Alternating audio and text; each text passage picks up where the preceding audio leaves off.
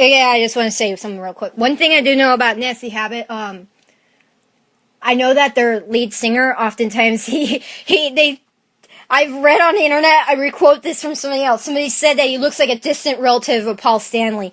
And they do have kind of a Kiss element to them. And I think that, eventually this band, Nasty Habit, if rock ever comes back, that if they're still together, they're really gonna take off. I like them better early. Like, 2012 is like when they first, I don't know, I'm not them, I don't know when they got together, but 2012 is probably like about the time they got together. I like all their videos. I like, I like Saturday Night the best out of all their videos. They have a lot of music videos out, and, they're racking up about, okay, I see one here, Don't Bring Me Down, Nasty Habit, got, 64,800 something views, so they're averaging, like, a good number of views here, so, I haven't really taken off a lot, but, if we keep seeing bands like this, we got a good chance of rock coming back and really making a good legitimate comeback. And I'm actually a part of it as well. Oh, you gotta know that. I'm a shock rocker, come on. But I like sleaze, 80s hair metal. I love 80s hair metal. I'm sorry, I'm not ashamed to say it. I love glam. Love it. Love it. Love it. Love it. So, if I try to combine all of these elements, but I'm a very, very unique individual, and I love lingerie. Oh yeah, I love lingerie. So I'm not afraid to be like who I am or anything like that. No. I'm not chicken of my own identity. I'm not chicken shit of my own identity and who I am and where I stand. I'm not chicken shit. You know, I'm definitely not chicken shit of my own identity and who I am and what I like and what I don't like. I'm definitely not chicken shit of that at all. I'm not chicken shit. I'm not afraid to be different. And I think that's something that's so cool about me being a woman. I'm not afraid to be different, so that's cool. I'm a feminist now. Everybody's gonna say she's a feminist. Yeah, of course you're gonna say that. You really like 80s hair metal, you really like rock and roll. As soon as you check out Saturday Night by Nasty Habit, I think it's gonna have you, I think the video is gonna have you peeing in your pants. You know, the band has kind of evolved a little bit. Of all the young bands out there, they're it. They're it.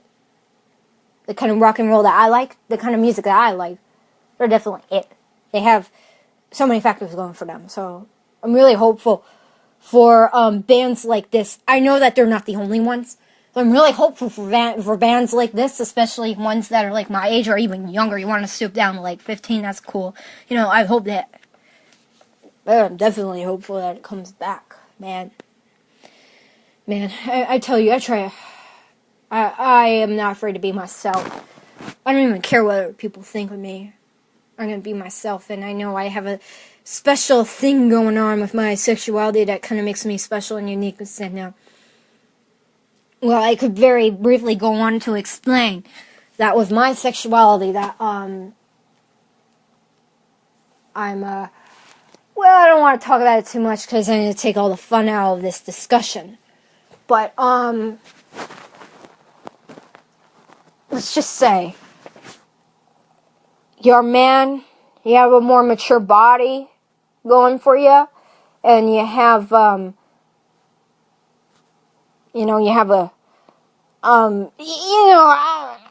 just saying, you're a man. Like, you're a man? You're not a boy, you're a man. That's what I'm talking about. That's what I'm talking about. And if you're a man who acts like a boy, that's cool too. But as long as you're a man, you know, and even if you act like a boy, that's cool too. But if you're a man.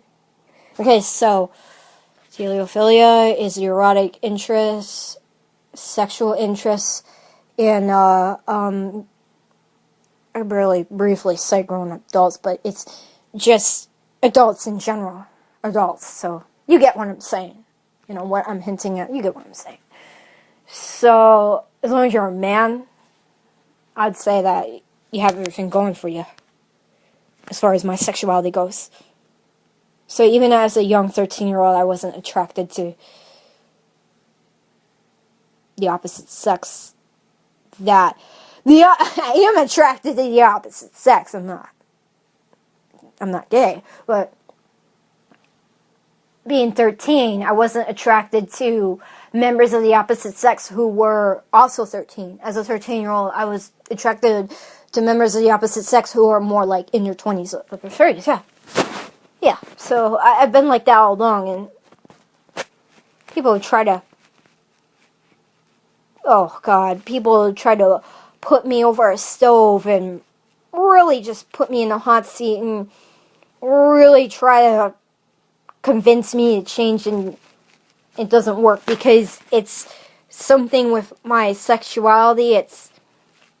I have individual meets. I'm an individual, and I've said this in another video, and I'm sorry I like to repeat myself. I don't think of it as a fetish. I think of it as something that makes you an individual and something that makes you unique.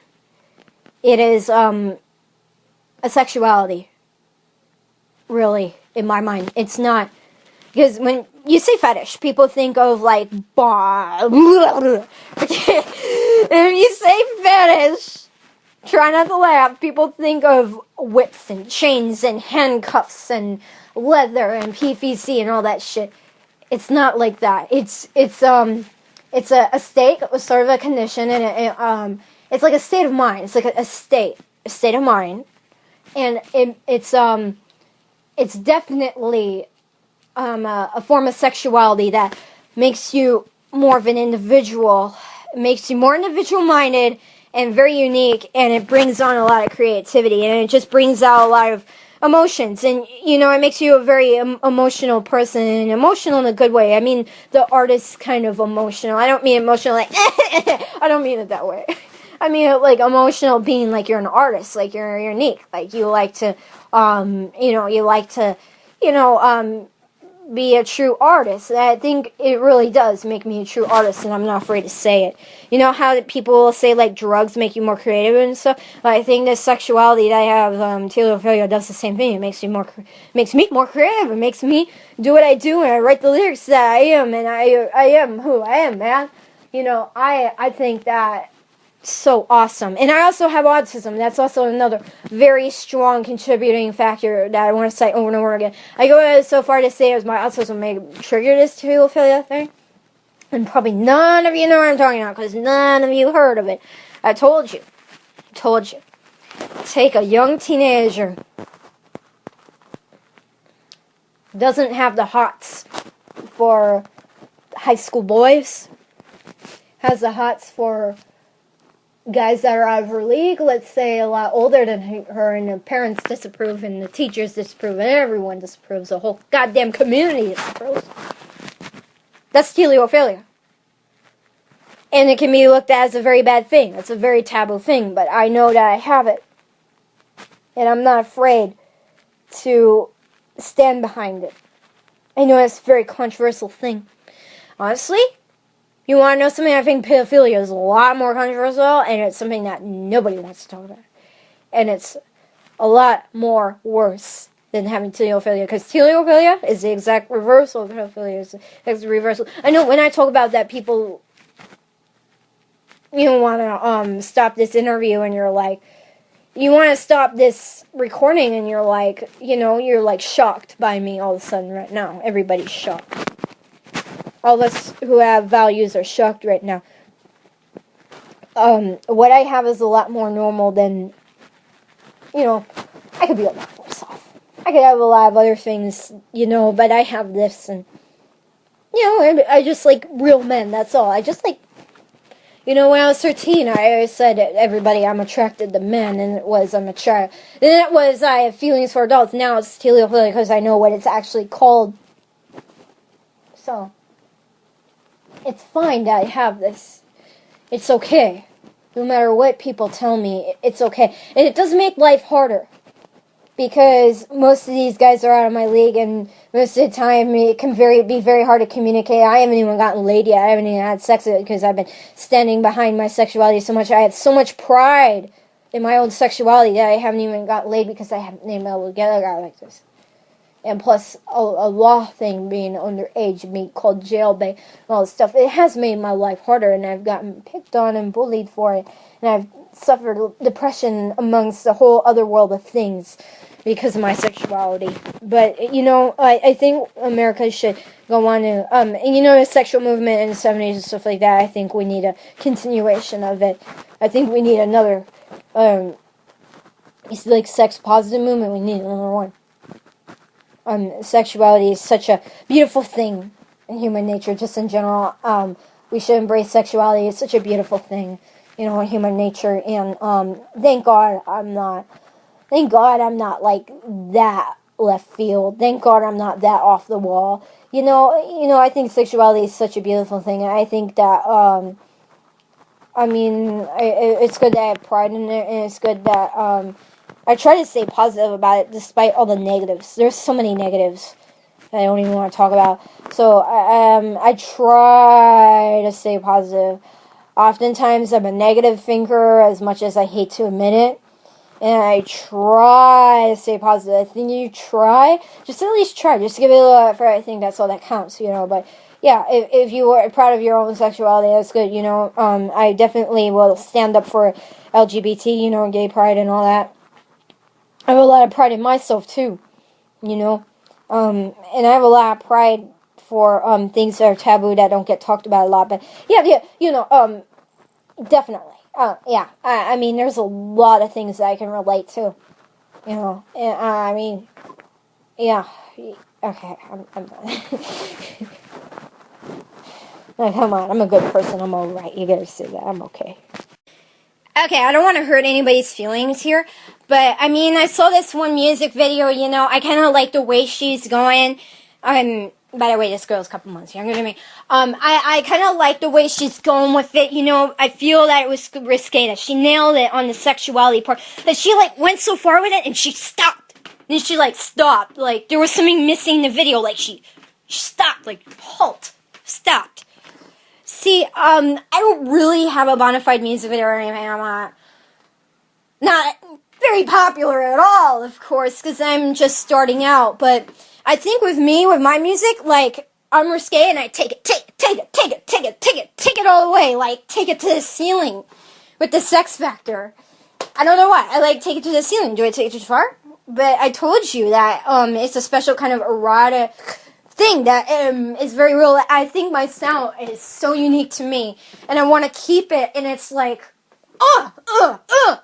you know, that's my music, that's my style, you know, and I don't want to sound, you know, I don't want to sound too, yeah, you know, I don't want to sound too, what's the word? I don't want to sound too, like, yeah, you know, I mean, like, I don't want to sound too, there's a word for it, but I don't want to sound too simple. I don't want to sound too simple, and I know some of my songs may sound simple, but I don't want to sound too simple. No. I want to be complicated. I want to be creative. I want to scratch my nails in the dirt and actually get some dirt underneath my nails. You know what I mean? I don't want to be too simple. I want to scratch the dirt. I want to scratch that fucking dirt, and I want to get that dirt like deep underneath my nails and really know that I really digged in the dirt as deep as I can. Oh, that reminds me. Dig. Okay. But I mean, I don't like to be too simple. I think that's a problem with a lot of rock songs, and they just like, it's just too simple, man. You gotta rev it up a bit. And I think that, even though I don't have a band fronting me or anything, I think for my home equipment, my home studio, I try as hard as I can to rev it up. Be heavy as fucking possible. And I can have a kind of a, erotic, how many times am I going to say sex and erotic? God, somebody needs to slap me in the face right now. Okay, I'm sorry. Alright, I'm goofing, I'm in space right now, okay. And it's time to get serious, but, sometimes it can sound pop, but it's in a good kind of way. It's in like a a rocking kind of way, like, yeah, this is what I'm talking about, kind of, kind of pop, like that, kind of like that, what's that one singer, I forgot her name, that one 50 singer that was really popular, I forgot her name, but I can, that kind of like pop sound has got it in, that one woman in rock and roll, what's her name, I forgot. Man, I know, it's like right on the tip of my tongue, man. She's oldies, I forgot her name. But if I sound poppy, it sounds like her, it would sound like that, and I think that's a good kind of pop. And I think there are quite a few bands that are very good nowadays that are actually better than me. So, it's, a lot of, you have to do a lot of, you have to have a lot of patience, and, you have to be so open-minded, so open about what you see, and expose yourself to a lot of things, have a lot of experiences, open yourself up to new experiences, first of all. It's so important. Go, like, you want to, out in LA, go see Sunset Strip, go see museums, go out there, go sense it, take the world in, and just spew it all out in your music. I think that's the best thing that you can do. But I mean, my songs, I never try to keep the melody too simple. And by the way, when I do songs, they're usually like 6 minutes long. I'm not saying all of them are like that. I have one or two that are like 1, 2 minute, 3 minute, 4 minute long songs, but I have songs that are like 12 minutes long. I really try to put the duration in there and, have, a longevity, have it, so, oh my God, I am so narcissistic. Okay, I'm being sarcastic. Guys, it's the caffeine. It's the caffeine. Whoever it was that was talking about 50s artists was a girl who made rock and roll history. I cannot think of her name, so I'm gonna move on. I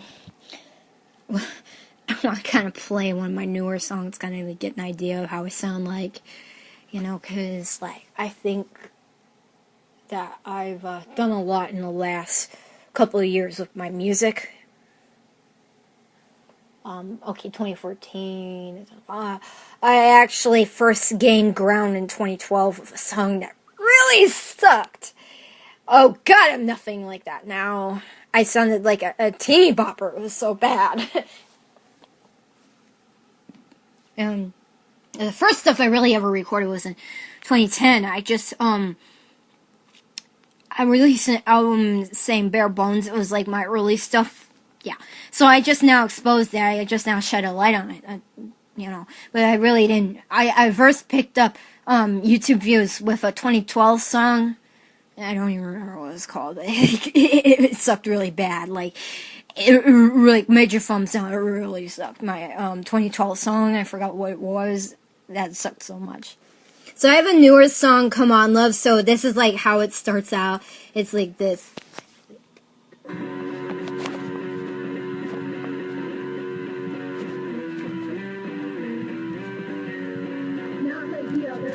I enhance my voice.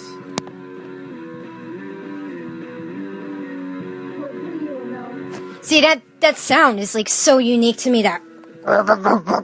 Well, it's not really like it's just, it's like, I don't know, it's like proto-metal kind of thing. It's like grimy. It's like, it's got a grind, it's like, kind of got a, it's cool. It's a kind of cool little thing, It's like, Strat with distortion or something. It's cool. It's electric kind of thing,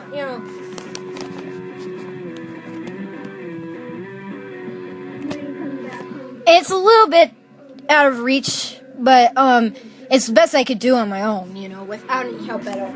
I did this without no help at all. I did that without no help at all.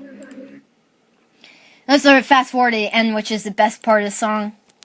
Right here. Yeah, took a lot of work to sync that shit. Let me put it up. Hear that? That's the best thing right there. I got all kinds of pin-up models in my music video.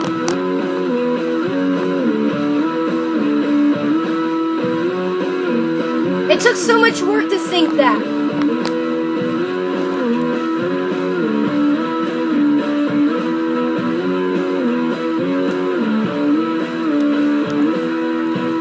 Unfortunately, I'm going to fast forward this a little more. You can hear the ending.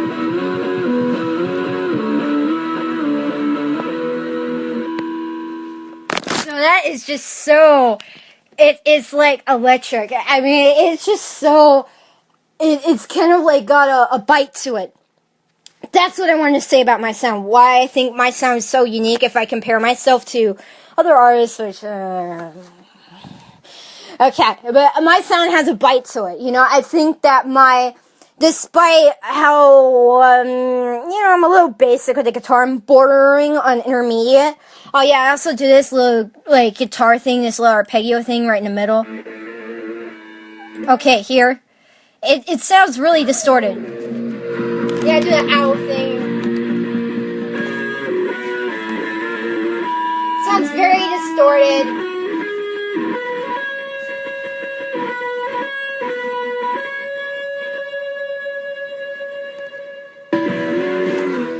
Okay, so it sounds a little bit like, it sounds like somebody's tuning the guitar a little bit, but hey, it's the best I could do, and I was playing, like, I put together, an extensive study on arpeggios, and I broke down an arpeggio, and I played, it's like my little 5-second solo or something like that. I mean, it's the best I could do. I mean, I could one day I could be a lot better than that, I'm sure. But I put a lot of spirit behind my music, I kind of like, I think in my music there's a very youthful spirit. Especially this song, Come On Love, very youthful spirit. It's got a bite to it. There's no doubt about it that my music, even if you listen to my second album, it's got a bit of a bite to it. It's got a kind of a bite to it. Kind of a, it's a little bit, it got kind of choppy, of course. At least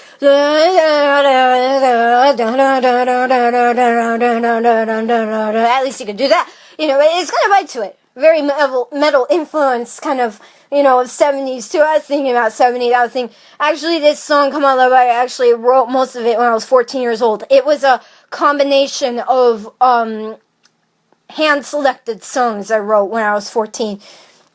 Wrote a bunch of songs, and I, hand-pick which verses were the best, and combined them all into this song. So really, the majority of the song, Come On Love, I wrote when I was 14. Yes, I modified some of the lyrics so it can really be telling a story. I modified the lyrics, absolutely. I changed a lot of the lyrics, but the majority of the song, yes, I wrote when I was 14. I just combined a bunch of verses from a bunch of other songs. But yeah, I think my song really has a bite to it. I think one reason why I'm unique and one reason why I'm different is because I got a bite. I got a bite to my stuff, man. You can't tell me that you don't think that this has a bite. Come on. Go. It's like I got a bite to it. My stuff's got a bite to it. You know how hard I worked to get that to sync? It's because of the plugins I use, the VSC Virtual Studio technology, the digital sound that I use. I got a bite, man. I got a good bite. Got a good bite to my music. I got that, underground magic, that little touch. It's a bite. I got a good bite, man. I got a good bite to my music. I got a good bite. My voice sucks, so I had to do that little enhancement. It's called a harmonizer. And, oh yeah, a lot of people say that it's auto-tune, but I don't care, It's what I want to do. I mean, do I want to sound like that forever? No. I want to get a different singer, absolutely.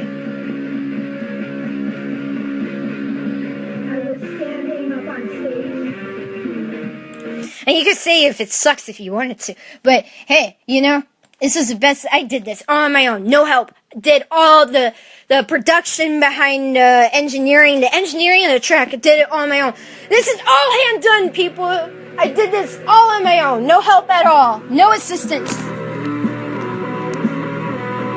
I even got the bass sound on my own and everything.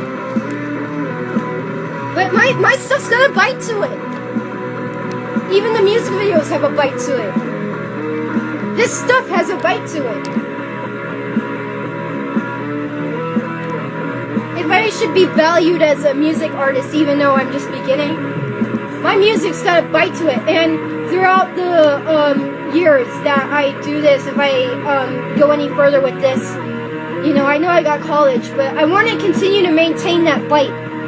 When I get a band especially, I want to continue to maintain this special kind of bite that I have to this music, you know? This mean streak, kind of like this mean sound, like grr, you know, like it's a behemoth, it's a monster, you know, it's mean, it's got a growl to it, it's got a bite. It wants to, like, bite you, you know, it's like a bite. And I want to continue to maintain this bite. This is what I got going for me right here. My music has a bite, and it's got a lot of cool kind of elements to it. It's got a bite to it. By the way, this song is Mixed Messages. This song is called Mixed Messages of Love, Sex, and Beauty. I know, kind of a long title, but it's called, just for short, Mixed Messages. It's got a bite to it. It's got a bite to it. I'm sorry, I'm repeating myself because I'm excited, but come on. Give me a chance. Give this stuff a chance, seriously.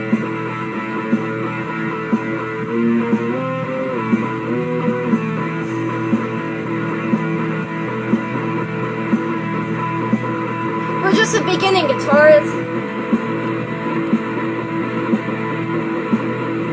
The music video is so cool, though. I just got gifts from the internet and did a music video.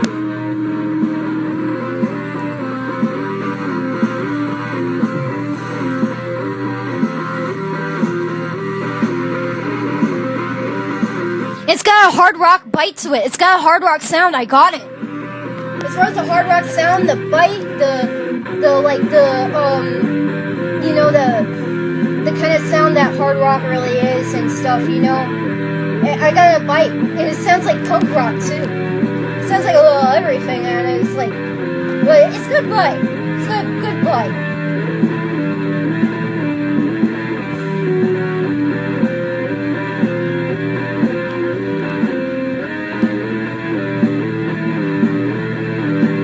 A lot of practicing, you know. I did this all on my own. I have no band. I do everything on my own. I get the drum loop from the internet, so I don't play the drums. Somebody else does, but all my drum loops are like royalty free. And it's the mystery man behind the drums. The drum loop. The mystery man behind the drums. Drum artist, various. Drum credit is various, obviously. You see that chord right there? Yeah. I was thinking about other bands that I did that, but it's got a bite to it. Got a bite to it. It's very different. It's different, and it's got a bite to it, and it's really cool, and it's kind of intelligent too. I would think that my music it's kind of intelligent. It's maybe a little sophisticated, and it's got a bite to it. It's like, if I were to compare my music to an animal, it's like, I don't know, a piranha. Well, I can't say barracuda because that belongs to Heart. That's their trademark. Okay. But it's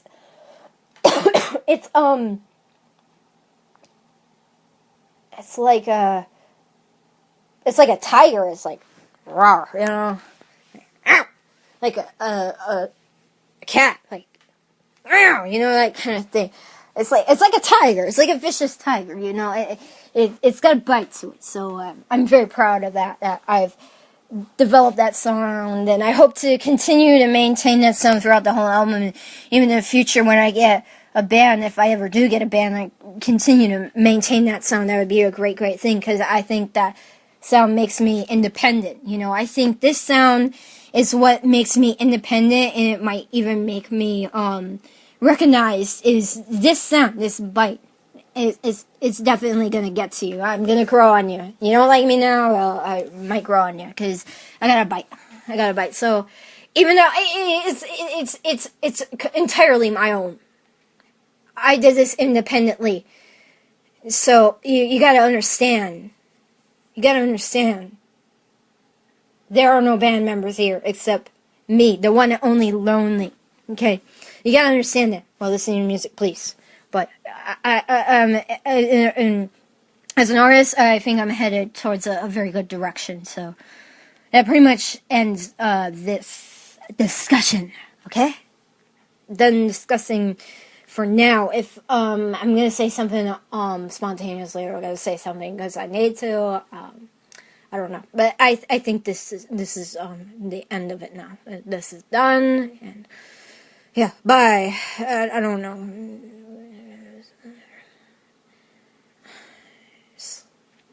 Yeah.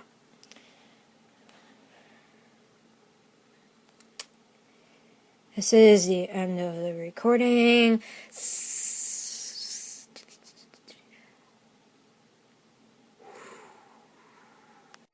Man, I think I've seen stars or something. I'm like that little Siamese cat with like that little smirk. I think of Disney's Lady and the Tramp. Have you ever seen those Siamese cats that got like a little smirk? Like, did I have the wrong movie? I'm sorry. But, you know, you just like I'm like that Siamese cat that's got that little smirk. I'm like, I'm like that Siamese cat. Look, I got like a big smirk across my face. Yeah, that's me. Hold on, let me get a couple more digs in, okay? Kind of overbearing right now, kind of a handful, right? I'm being a little overbearing, right? I know I am being overbearing. So, one song to tell it all. A song by UFO. I love the rock band UFO. I'm too hot to handle. I'm too hot to handle.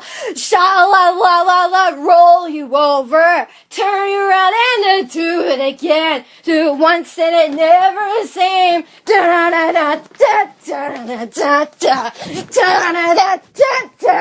See? I really like the old school rock. I told you I like UFO. See? Yeah, I prove it. Yeah. I like UFO. I like all that stuff. Yeah. So, I'm real, you know, I'm the real deal. I just wanted to say that and I proved it. You know, I got like a little ego thing going on at the moment here. Oh my god, caffeine, coffee. I had like 10 cups of coffee. I'm sorry. Forgive me. I had 10 cups of coffee. Give me a break, man. Whew. Is the word swagger? You know, yeah, I know. We call it, in rock, we call it ego. Huh? Oh, yeah. By the time I wake up tomorrow, I'm gonna be like, I'm so sad. Fuck my life. By the time I wake up tomorrow, I'm like, I'm depressed. I'm so bored. By the time I wake up tomorrow. In fact, I got a sore throat. I've been ranting. So I really do got a sore throat. I'm not even kidding. I got a sore throat. It's like I just threw on a stage performance. I got a sore throat. I gotta go. I got a sore throat. I got a sore throat, but I'm obviously a very fun-loving individual. Sometimes I get my moods, you know, but right now I'm pretty good. I'm good. Because I'm caffeinated. That's how I'm good. When I'm not caffeinated, I'm a bore. Unless you get me fired up. That'll do it. Talking about music, that'll get me fired up every time. I'll rant on about it for hours. Seriously. So have you ever heard of a ladies' man? I'm a men's woman. No. I'm a guy's woman. Is that how you say it? I don't know. I don't know, man. I don't know anymore. I'm just kidding, really. Or am I? Okay. This is the last thing I'm going to say, I swear. Before I go, I just want to say one of my favorite songs off of my second album is Rock and Roll Youth. And I'm actually doing a rendition of that on my new album, and it's going to be much better. The vocals are going to be much better than everything. I literally cringe listening to my own singing, and people have said that they're not going to listen to my stuff before singing's so bad, singing sucks. First album, second album, singing's really bad. So, this next coming album not going to be so bad at all. So that's my goal. That's definitely my goal. And the song "Come On Love," it's okay. It's tolerable. Now it's tolerable. Before it was like, cringe. But yes, I know that I have that song "I Want to Get Out of Here," which has been on it's been on my first album and my second album. Very important song of mine, very meaningful song of mine, very important song of mine, very significant. "I Want to Get Out of Here" is a very significant song. I think I was changing it to, I think it's still "I Want to Get Out of Here." And, okay, yeah. My second album, one of my favorite songs is "Rock and Roll Youth," so please listen to that. I know we're all thinking about, "Rock and Roll Youth" by Black Sabbath. "Rock and Roll Children," yes. "Rock and Roll Children Alone Again." And they were saying, yeah, that song, and there's, a song by Ozzy goes,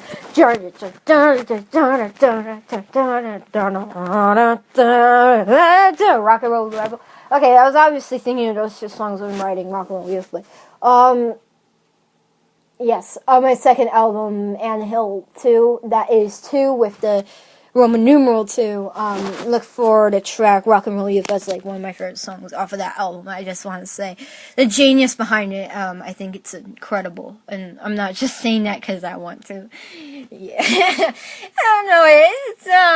It's strange little thing, strange little track, and I kind of like it because it's strange. A lot of my music is strange, you could say. Oh yeah, more in my history real quick.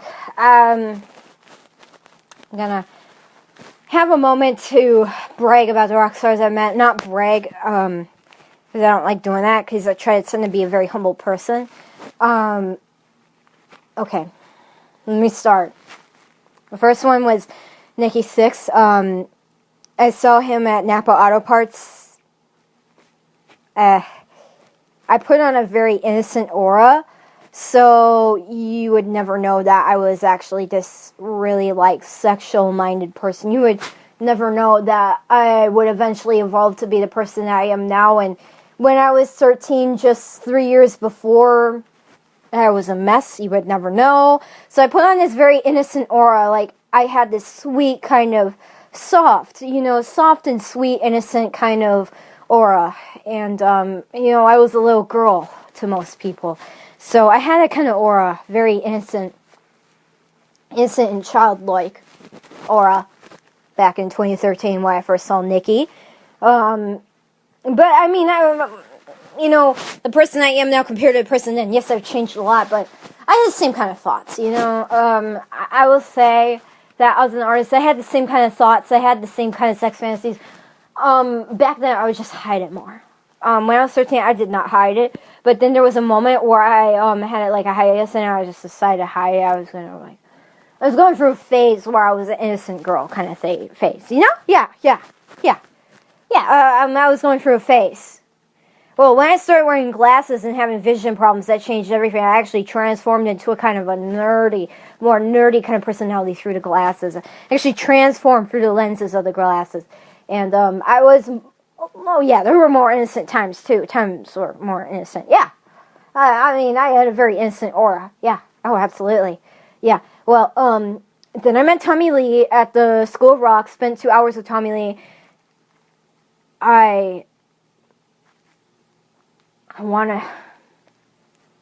Man, that was the best night of my life. Hands down. I was so... It was the dream. Just, yeah. I was overwhelmed with emotion. It was a really great night. I don't mean like that, but it was a great night. He was a guest at the School of Rock, and it was fun. Not that kind of fun. Okay, yeah, sure. Alright. Yeah.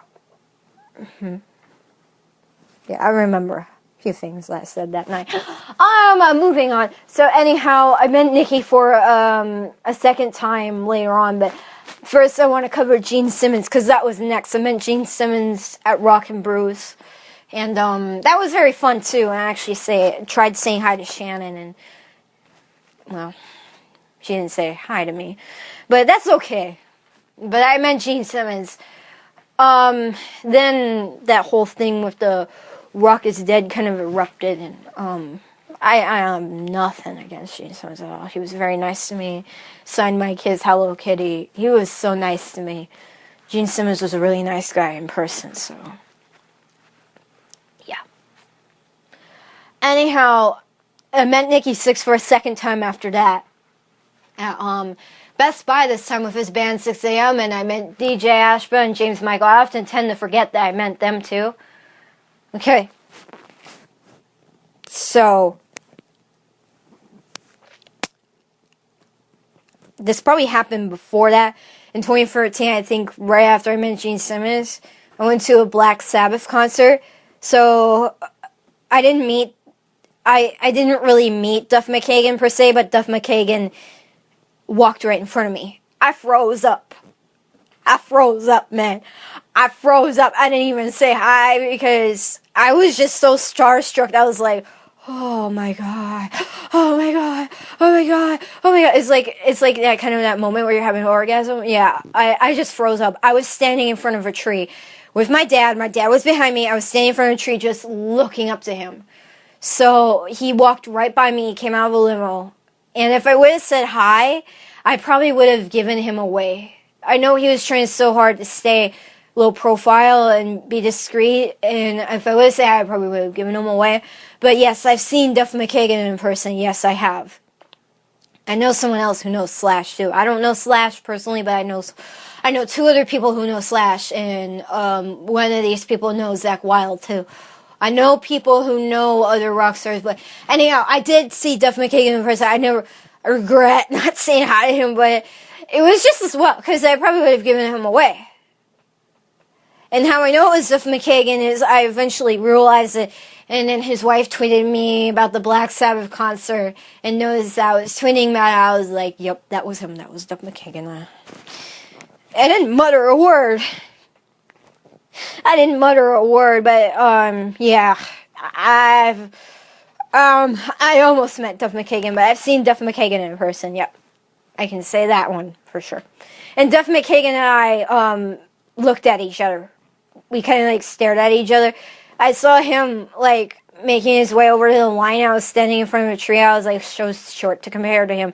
I'm only, 5'2", so I was, so short. And I was, looking at him, and he was looking. But we looked at each other. I can say that. We looked at each other, so that was pretty cool. I froze up, man. Man, if you're listening, I froze up, okay? I froze up. I was so starstruck that I just froze up. I froze. Okay, I froze. I was like a block of ice. I froze, okay? I was just standing right in front of a tree. I froze up. It was so embarrassing.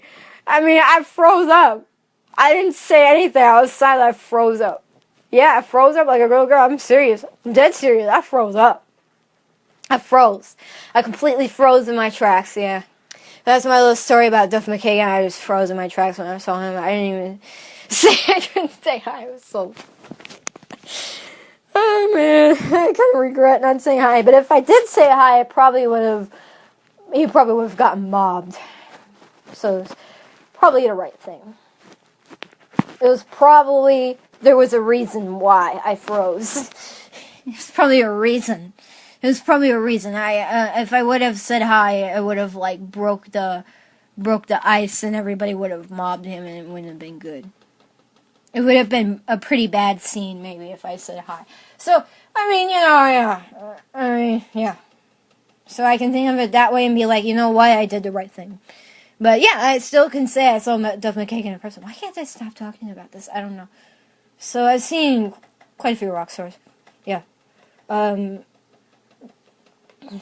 pretty much it. I haven't met anyone else about that. Okay. I'm done.